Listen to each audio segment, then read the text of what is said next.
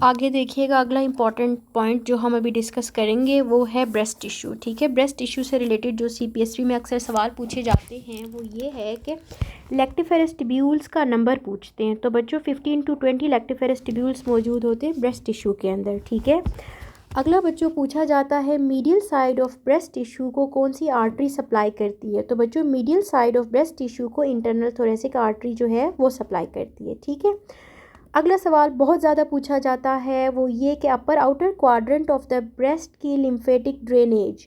तो बच्चों एंटीरियर और pectoral group of lymph nodes जो है upper outer quadrant of breast tissue से लिम्फेटिक ड्रेनेज करता है। ठीक है, आगे आ जाए, अगला हमारे पास है हेमरेजिक इन्फार्क्ट्स या फिर रेड इन्फार्क्ट्स। ठीक है, ये एक ही चीज़ है। वो हेमरेजिक इन्फार्क्ट्स या रेड इन्फार्क्ट्स किन ऑर्गन्स में होता है। तो बच्चों वो है टेस्टिस, इंटेस्टाइन्स, लंग्स या फिर लिवर। इन ऑर्गन्स के अंदर जब भी इन्फार्क्ट होगा हम उसको कंसीडर करेंगे रेड इन्फार्क्ट या हेमरेजिक इन्फार्क्ट। क्लियर। अगला है कि इस्कीमिक इन्फार्क्ट्स या पेल इन्फार्क्ट्स या येलो इन्फार्क्ट्स वो कहाँ होता है।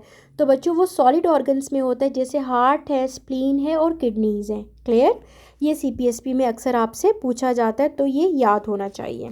आगे आ जाए, अगला बहुत ज़्यादा इम्पॉर्टेंट एक हमारे पास CPSP में पूछे जाने वाला सवाल है जो अक्सर पूछते हैं वो ये है कि बैक्स्ट्राइएट। ठीक है, बैक्स्ट्राइएट को बच्चों हम लोग कार्डियक टेम्पोनेट भी कहते हैं। ठीक है, अब इसकी 3 क्लिनिकल फीचर्स हैं हमारे पास। सबसे पहले है बैक्स्ट्राइएट में हमारे पास मफल्ड हार्ट साउंड्स होंगे, हाइपोटेंशन होगा, रेस्ट JVP। ठीक है, तो these 3 clinical features will be present in a patient who is suffering from cardiac tamponade। Clear, तो ये आपको याद होना चाहिए।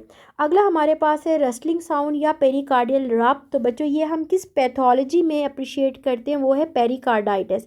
जब भी पेशेंट को पेरिकार्डाइटिस होगा तो पेरिकार्डियल रब होगा और रस्लिंग हार्ट साउंड्स जो है वो अप्रिशिएट होंगे। क्लियर।